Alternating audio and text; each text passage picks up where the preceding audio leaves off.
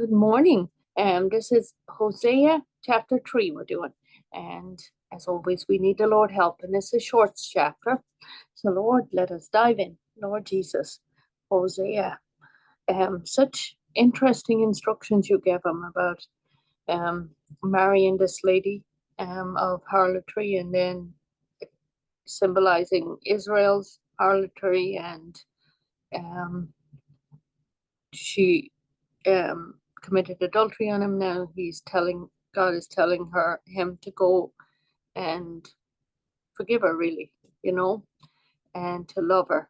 And Lord, and this is all really symbolic of Israel, where they had sinned and where they had to go into captivity for a while in Babylon, in 70 years, and now they're coming back. Sorry about my loss of words this morning. Sorry about that. And Lord, we love you, Lord. We need your help to understand what this means for us. Help us to be faithful to you, Lord.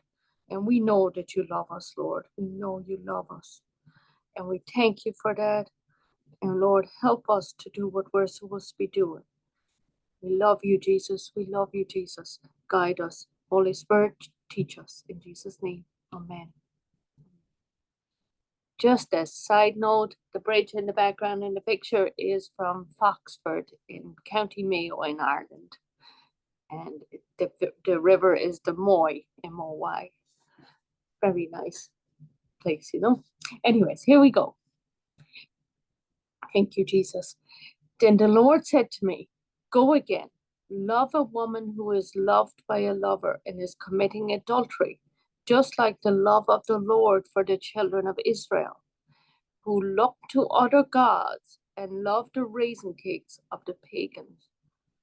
So I brought her for myself for 15 shekels of silver and 1.5 omers of barley.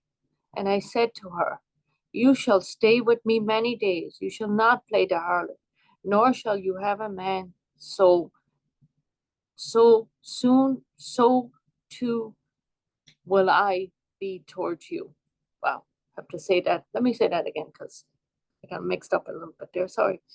Verse 3, and I said to her, you shall stay with me many days. You shall not play the harlot, nor shall you have a man.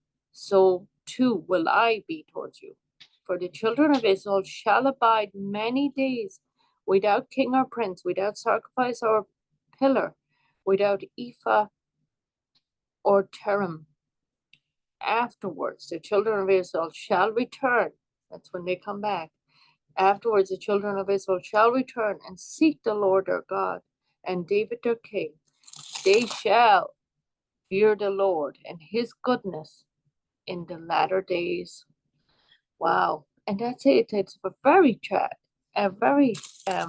short chapter, but a chapter of being careful to be faithful to God also, right? And then, because there's consequences, Lord, help us to be faithful to you. But there's also restoration when we come to him, when we look to him.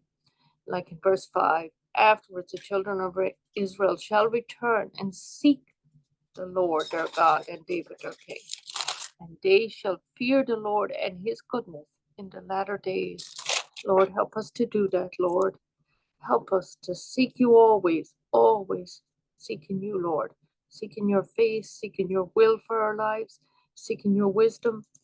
And Lord, help us fear you correctly. Fear is in respect and awe and your goodness in the latter days, or like today. Lord, we want to do that today. In your name, Jesus. Amen. Bless the people listening. Bless them and keep them and give them wisdom and just give them a special moment today that they know that you, Lord, are watching out for them and you love them. In Jesus' name, amen. Thank you, Lord. Amen.